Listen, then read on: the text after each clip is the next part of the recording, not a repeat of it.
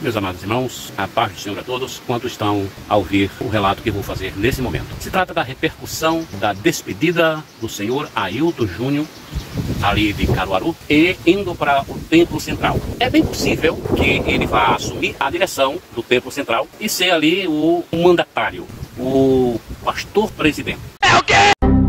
Pastor Ailton Júnior está assumindo a assessoria da presidência e o Templo Central das Assembleias de Deus aqui em Pernambuco. Amém?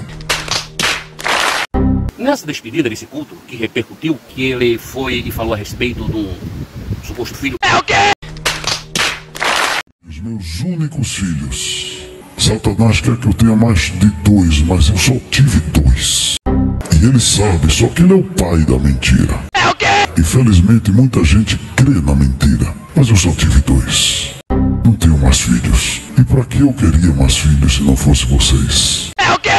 Inclusive, uma irmã publicou agora, falando no tema, e o Elton Matos afirmou categoricamente que ele tem. Eu não vou bem entrar nesse mérito, porque aquilo que eu falo, eu tenho a obrigação de provar. O ônus da prova é de quem acusa. E eu denunciei os seus desvios. O citado pastor, ele vem e toca no assunto de que Satanás queria que ele tivesse outro filho fora do casamento, outro filho além dos que ele já tem, e fala que uma coisa lá, coisa que a gente sabe que é a coisa entre família, né? Que com alguns meses de casado, não sei, ele já foi isso, e depois de alguns meses depois, de novo, já era isso, mas a gente sabe que isso é fruto de corporativismo, não é? E filho de peixe, peixinho é. Filho de pastor, pastorzinho também é. Digo pastorzinho para me referir a filho de peixe, peixinho, pastor, pastorzinho, mas não estou menosprezando o ofício de pastor. Tenho certeza que é uma das mais nobres chamadas que Deus tem para o homem na terra. Eu não tenho dúvida disso. Porque quando você é chamado para ser pastor,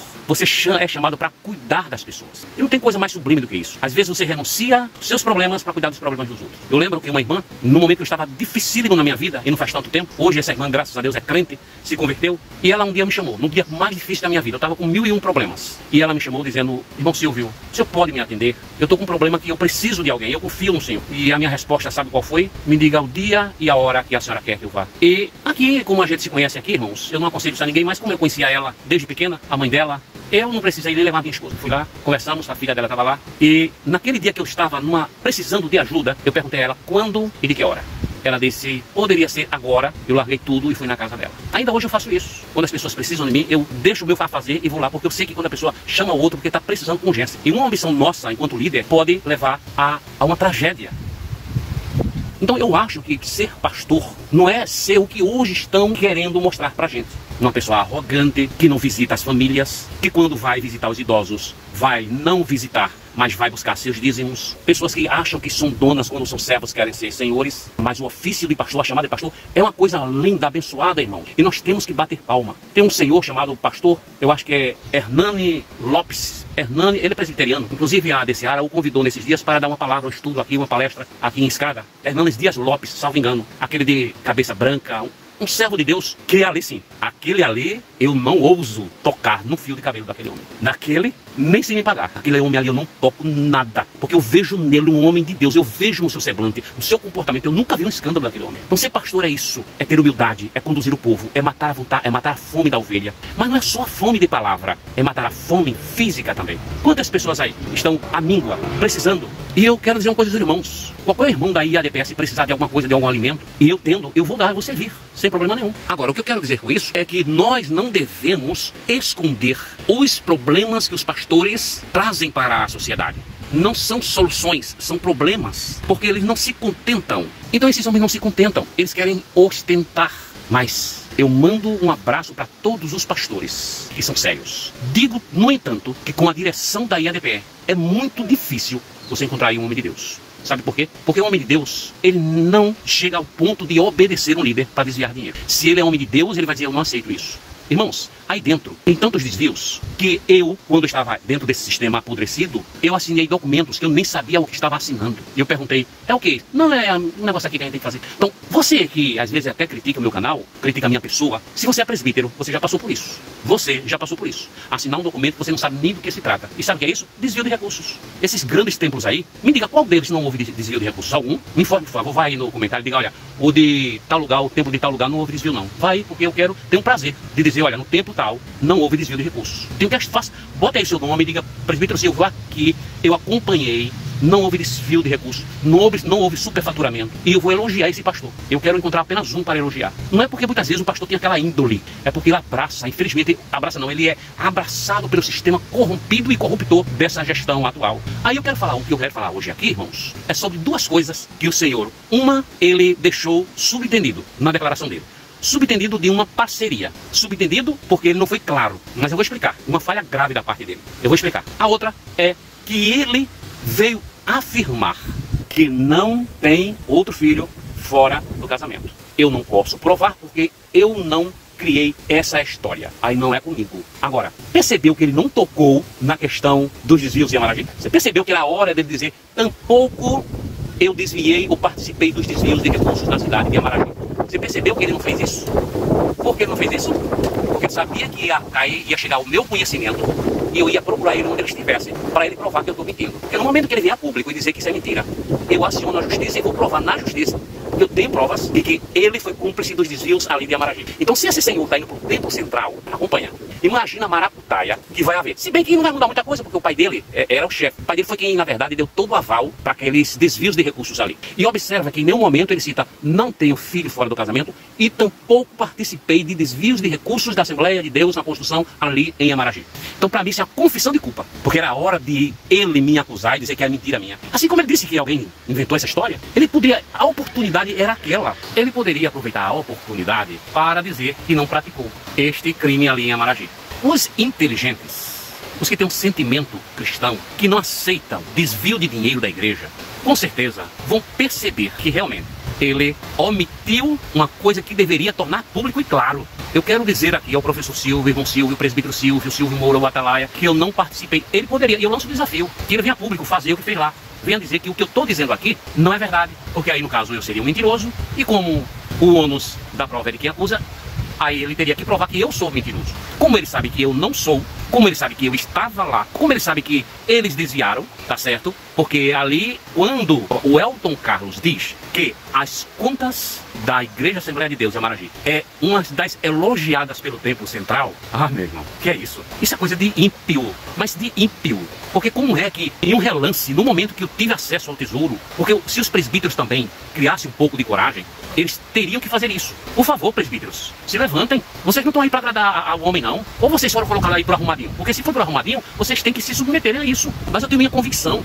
Eu vi como funcionava. Então, desviaram recursos e até hoje não provam o contrário. Pelo contrário, não tocam no assunto. Deveriam ter tocado no assunto, ter dito eu não participei. E eles omitiram. E sabe o que é que me chama a atenção? É que ele faz as apresentações e vocês não perceberam. Acredito que poucos perceberam. E eu vou te contar aqui o que foi que aconteceu. Fez aquele discurso emocionante, né? Como se toda a igreja gosta dele, como se ele ama todo mundo da igreja. Então ele aproveita a oportunidade para comover, sabe, para emocionar as pessoas, se emocionar também. Aí no final, ou na parte das apresentações, ele comete uma coisa que ele deixou escapar. Você sabe por que o Elton Carlos hoje é evangelista e vai ser pastor? Por um motivo. E eu, obrigado gente, e aqueles que mandaram no meu e-mail, eu já tenho informações a respeito do seu Elton Carlos, que não tem nenhuma vocação para ser pastor.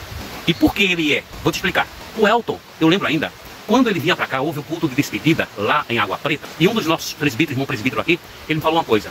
Ele disse, o pastor até que ia dar para agradar, mas o genro dele parece uma pessoa, uma persona não grata. Eu não gostei da cara do rapaz, mas vamos ver o que é que dá. Então observe porque hoje ele é pastor, porque ele sabe dos desvios do senhor Ailton, do senhor Simas Dias, do senhor Samuel Oliveira, do senhor Ailton Júnior. Então, o que é que vai fazer? Vai descartar um homem desse? Se o sogro está envolvido e ele também está envolvido, só que ele é passivo. O Elton Carlos foi passivo, porque recebeu ordem para fazer e produzir relatórios que o Templo Central dissesse muito bem, desse jeito aí, é assim que a gente faz, é assim que funciona a coisa. Porque quando ele vem dizer que tem a aprovação do pastor Ailton do Templo Central e é elogiado, e no minuto que eu fui lá em cima eu descobri desvio de recursos, como é que pode uma coisa dessa? Seriam eles irracionais a ponto de não perceberem?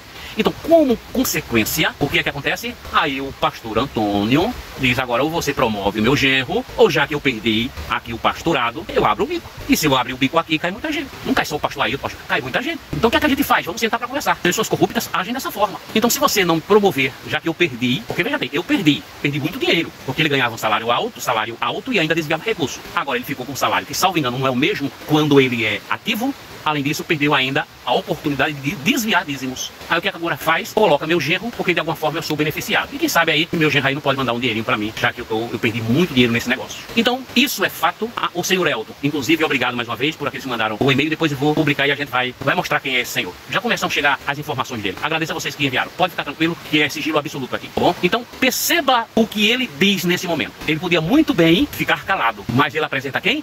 Porque tem rabo preso, desculpa a expressão, porque está comprometido com esse homem até o pescoço, está? Ele deve a esse homem, porque se esse homem, o pastor Antônio abrir, o senhor Antônio abrir o bico, aí meu amigo, cai tudo aí dentro. Então ele se refere ao pastor Antônio que deixou seus afazeres. Que afazeres? Gente, vê por favor, vê aí se pastor Antônio ele está em algum lugar aí, tá bom? Ele mora em Caruaru, ele já foi pastor aqui, veja aí por favor se ele está atuando como pastor, porque se estiver atuando como pastor, eu vou evitar sempre usar agora o nome dele, aliás, eu sempre procurei evitar a imagem dele, mas eu espero que ele não esteja pastoreando. Porque se estiver pastoreando, pode ter certeza, eu chego lá, eu vou mostrar, mas eu acredito que não. Mas se vocês souberem que o pastor Antônio Alves está pastoreando, por favor me manda pelo e-mail, tá certo? Então veja como eles estão entrelaçados. Aí apresenta o pastor Antônio Alves, que era aquele que junto com a galera ali, com um grupinho, cometia os crimes. Meus irmãos, se isso não for verdade, só tem um caminho, é entrar com um processo contra o professor Silvio, ou Silvio Mouro Atalaia, ou o presbítero Silvio, ou Silvio, é só entrar. Mas eu desafio. A hora dele era aquela, de desconstruir tudo que eu digo a respeito deles. E eles não fizeram. Que Deus abençoe. Você que tinha dúvida, eu acho que você agora não é tão